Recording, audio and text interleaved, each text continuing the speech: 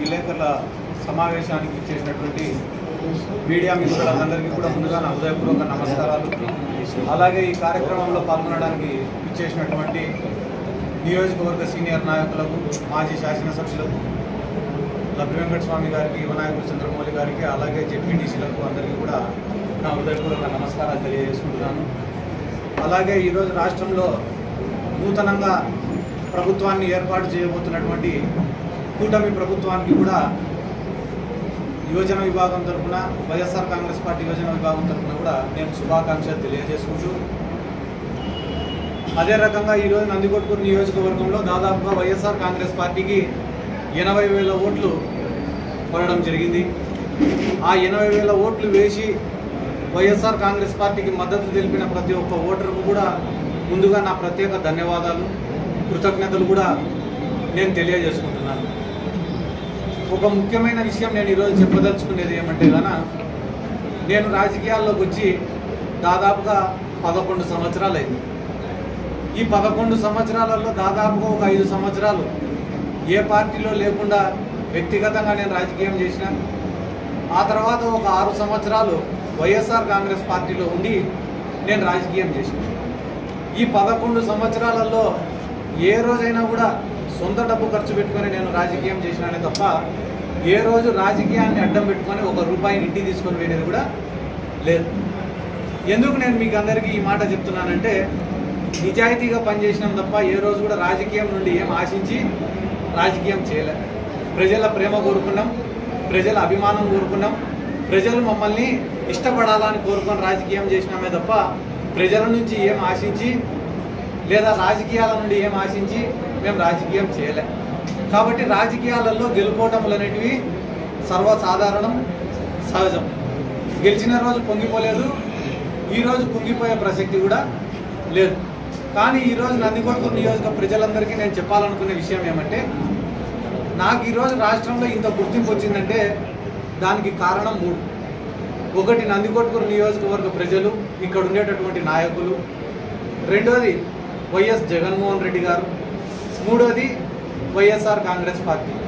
నాకు ఇంత గుర్తింపు ఇచ్చిన ఈ 3 కోసం, అంటే ఒకటి నందికొట్కూరు కోసం, రెండోది జగన్మోహన్ రెడ్డి గారి కోసం, మూడోది వైఎస్ఆర్ కాంగ్రెస్ పార్టీ కోసం నా ఆఖరి శ్వాస వరకు నేను పోరాడతానని చెప్పి ఈ సందర్భంగా నేను గట్టిగా చెప్తున్నా. ఎందుకంటే గాన నేను కూడా అనుకునేవాడిని మనసులో, చాలామంది నాయకులపై జగన్మోహన్ రెడ్డి గారికి దగ్గరగా కూర్చొని మాట్లాడుతుంటే నాకెందుకు ఈ అవకాశం రావడంలే, అంటే నేను పార్టీ కోసం కష్టపడి పనిచేస్తే జగన్మోహన్ రెడ్డి గారికి ఇంకా కొంచెం దగ్గర కావచ్చు, ఎప్పుడు కూడా ఇట్లా ఆలోచించేవాడిని. కానీ చాలామంది పార్టీలలో సీనియర్ నాయకులు ఉంటారు, వాళ్ళకి చెప్పిన మాటకే ఎక్కువ వాల్యూ ఉంటుంది. కానీ ఇప్పుడు ప్రతిపక్షంలోకి వచ్చినాం కాబట్టి ఇప్పుడు ఈ 5 సంవత్సరాలు నేను కష్టపడతా. అది యువజన విభాగం తరఫున కావచ్చు, పార్టీ కోసం కావచ్చు, పార్టీ సిద్ధాంతాల కోసం కావచ్చు, పార్టీ కార్యకర్తల కోసం కావచ్చు, నా వంతుగా గడిచిన 11 ఏళ్ళు కష్టపడిన దానికన్నా రెట్టింపు కష్టపడతా.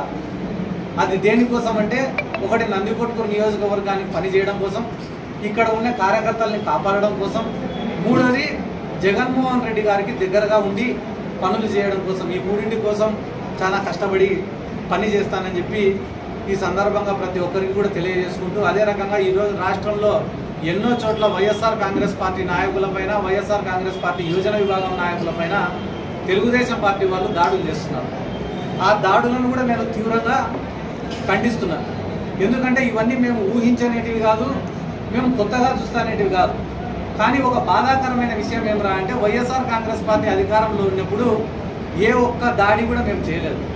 ముఖ్యంగా ఈ నందికొట్కూరు నియోజకవర్గంలో మీరే చూసుకోండి, తెలుగుదేశం పార్టీ వాళ్ళపైన అక్రమ కేసులు కానీ, తెలుగుదేశం పార్టీ వాళ్ళపైన దాడులు కానీ వైఎస్ఆర్ కాంగ్రెస్ పార్టీ ఏ రోజు కూడా చేయలే. కానీ ఈరోజు అధికారంలోకి వచ్చి రాకముందే ఇక్కడ ఉన్న ప్రజలను భయపించాలా, నాయకులను భయపియాలా, వైఎస్ఆర్ కాంగ్రెస్ పార్టీ వాళ్ళని భయపియాలా, ఇక్కడ ఉన్న వ్యాపారాలన్నీ లాక్కోవాలా, కాంట్రాక్టర్లను బెదిరించాలా, జరుగుతున్న వర్కులను ఆపాలా, ఇటువంటి ఉద్దేశాలతో కొంతమంది వ్యవహరిస్తున్నారు. కాబట్టి ఇవన్నీ కూడా మంచిది కాదు, ఆ పద్ధతి మార్చుకోవాలా. ఎందుకంటే కానీ ఒకవేళ ఇదే పునరావృతం అవుతుందని అనుకుంటే కానీ ప్రజల్లోనే తిరుగుబాటు అనేది ఖచ్చితంగా మొదలవుతుంది. ఆ రోజు వైఎస్ఆర్ కాంగ్రెస్ పార్టీ కార్యాచరణ కూడా చాలా బలంగా ఉంటుంది. ఈరోజు ముఖ్యంగా మీకు అందరికీ మరొక ముఖ్యమైన విషయం ఏమిటో తెలియజేసుకునేదంటే, నా శక్తికి మించి, నాకు ఎటువంటి ప్రోటోకాల్ లేకపోయినప్పటికీ నా శక్తికి మించి కార్యకర్తల కోసం పనిచేసిన, కార్యకర్తలను ఆదుకున్న, వైఎస్ఆర్ కాంగ్రెస్ పార్టీ కోసం పనిచేసిన. గుర్తుపెట్టుకోవాల్సిన విషయం ఏమిరా అంటే, ఎటువంటి ప్రోటోకాల్ లేకపోయినా కూడా నా శక్తికి మించి నేను పనిచేసిన. అంతేకాకుండా ఈ నందికొట్కూరు మున్సిపాలిటీ పరిధిలో కూడా నేను ప్రజలకు వివరించి చెప్పుకోవాల్సినటువంటి బాధ్యత ఉంది. 2014 నుంచి 19 వరకు తెలుగుదేశం పార్టీకి అధికారం ఇచ్చినారు. అధికారం ఇచ్చిన రోజు వాళ్ళు చేసినటువంటి డెవలప్మెంట్ ఎంత, 2019 నుంచి 24 వరకు దాంట్లో కూడా మా మున్సిపాలిటీ ఏర్పడి ఆలోచన చేయమని చెప్పి కోరుతున్నా. ఎందుకంటే కన్నా ఈరోజు ఓడిపోయినామనే బాధ కన్నా మాకు ఎక్కువ ఏమనిపిస్తుంది అంటే, ప్రజలు ఎక్కడ మమ్మల్ని చెడుగా అనుకుంటారో అనే ఆలోచననే మాకు ఎక్కువగా ఉంది. ఎందుకంటే కానీ మేము రాజకీయాల్లోకి వచ్చినప్పుడు మాకు ఏ పార్టీ అండలేదు. ఆ రోజు అనవసరంగా కేసులు పెడుతుంటే, జైళ్ళల్లో ఉన్నప్పుడు మమ్మల్ని పరామర్శించేదానికో మమ్మల్ని చూసిపోయేదానికి ఎవరైనా వస్తే వాళ్ళపైన లాఠీ చార్జీలు జరిగిన రోజు కూడా మేము ఏ రోజు బాధపడలే. కానీ ఈరోజు అధికారంలో ఉండి ఈ అధికారాన్ని కోల్పోయే పరిస్థితుల్లో ఓటు చూసే టైంలో ప్రజలకు వివరించి చెప్పుకోవాలని చెప్పే అంశాలు చాలా ఉన్నాయి. కాబట్టి పేదవాళ్లకు న్యాయం చేయాలా, డెవలప్ చేయాలా అనే ఒక తపనతోనే మేము పనిచేసినాం తప్ప రాజకీయాలలో అవినీతి చేయాలా, డబ్బు సంపాదించుకోవాలా, కాంట్రాక్టులలో కమిషన్లు కొట్టాలా, సారాయి వ్యాపారాలు చేయాలా, లేకుంటే భూ కబ్జాలు చేయాలా, లేకుంటే కానీ ఏమన్నా ప్రజలపైన దాడులు చేసి ఆ కేసుల నుంచి తప్పించుకోవాలని చెప్పి ఏ రోజు కూడా మేము రాజకీయాలు చేయలేదని చెప్పి ఈ నందికొట్కూరు నియోజకవర్గ ప్రజలకు వివరించి విన్నవించి చెప్పుకుంటున్నా. ఎందుకంటే కానీ ఏమేం తప్పుల వల్ల ఈ ఎన్నికల్లో ఓటమి జరిగిందనేది సమీక్షించి తెలుసుకోవాల్సినటువంటి అవసరం ఉంది. ఎందుకంటే నిన్న మొన్న కూడా కొంతమంది నాయకుల ప్రెస్ మీట్లు చెప్పిన, ఒకరు ఒక కారణం చెప్తున్నారు, ఇంకొక కారణం చెప్తున్నారు.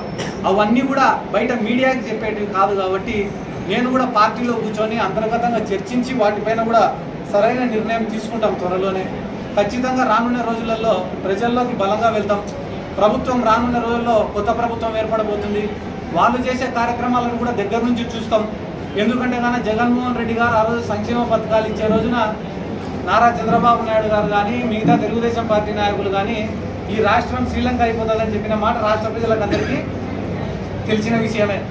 కానీ ఈరోజు జగన్మోహన్ రెడ్డి గారు ఇచ్చిన హామీలకు 10 రెట్లు ఎక్కువ హామీలు చంద్రబాబు నాయుడు గారు ఇవ్వడం జరిగింది. కాబట్టి వాటిని ఎంతవరకు మీరు పరిష్కరించగలుగుతారు, ఎంతవరకు ప్రజలకు అందించగలుగుతారు? ఈ అందించే క్రమంలో మీరు ఏదన్నా కూడా చేయలేకపోతే ఖచ్చితంగా వైఎస్ఆర్ కాంగ్రెస్ పార్టీ తరఫున ఖచ్చితంగా తెలుగుదేశం పార్టీని కానీ కూటమి ప్రభుత్వాన్ని కానీ ప్రశ్నిస్తామని చెప్పి ఈ సందర్భంగా నేను తెలియజేసుకుంటూ, ముఖ్యంగా నేను చెప్పదలుచుకునే విషయం అధికారంలో ఉన్నప్పుడు చెప్తున్నా, ఇప్పుడు చెప్తున్నా, ముఖ్యంగా నందికొట్కూరు నియోజకవర్గంలో ఉండేటటువంటి వైఎస్ఆర్ కాంగ్రెస్ పార్టీ నాయకులు కానీ కార్యకర్తలు కానీ ఇంత మంచి క్యాడర్ దొరికినందుకు, ఇంత మంచి నాయకులు దొరికినందుకు నిజంగా మా అదృష్టం అని చెప్పి కూడా అప్పుడు చెప్పినా ఇప్పుడు చెప్తున్నా. నిస్వార్థంగా ప్రజలకు మంచి చేయాలనే ఒక ఆలోచన తప్ప, ప్రజల దగ్గర ఒక గుర్తింపు తెచ్చుకోవాలనే ఆలోచన తప్ప ఎప్పుడు కూడా ఏదన్నా నీరు చెట్టు లాంటి కార్యక్రమాలు చేసుకొని కమిషన్లు కొట్టాలనో, లేదా వచ్చే పెన్షన్లలో కమిషన్లు కొట్టాలనో, లేకుంటే ఏదైనా పోస్టులు వస్తే అమ్ముకోవాలన్న ఆలోచన లేకుండా కేవలం ప్రజల దగ్గర మంచి పేరు సంపాదించుకోవాలని ఒకటే ఒక ఆలోచనతో పనిచేసినటువంటి వైఎస్ఆర్ కాంగ్రెస్ పార్టీ క్యాడర్కి అందరికీ నా జీవితాంతం రుణపడి ఉంటానని చెప్పి కూడా ఈ సందర్భంగా తెలియజేసుకుంటూ, రానున్న రోజులలో మీకు ఎటువంటి ఆపద వచ్చినా, ఏం అవసరం వచ్చినా ప్రభుత్వం ద్వారా మీకు ఏదన్నా అందకపోయినా ఖచ్చితంగా నేను మీకు అండగా ఉంటానని చెప్పి ఈ సందర్భంగా నేను తెలియజేసుకుంటూ, మీకు అప్పుడు చెప్పినా ఇప్పుడు చెప్తానా, నేను ₹1 సంపాదించుకుంటే ఆ రూపాయికి మించి ₹1.5 మీకోసమే ఖర్చు పెడతానని చెప్పి ఇక్కడ ఉన్న నాయకులకు అందరికీ కూడా ఈ సందర్భంగా మరొకసారి నేను తెలియజేసుకుంటూ, రానున్న రోజులలో ఎక్కడెక్కడైతే తప్పిదాలు జరిగినాయో వాటన్నిటినీ కూడా రెక్టిఫై చేసుకుంటామని కూడా ఈ సందర్భంగా తెలియజేసుకుంటూ, ఈ అవకాశం ఇచ్చి ఇక్కడికి ఇచ్చేసిన విలేకరులకు అందరికీ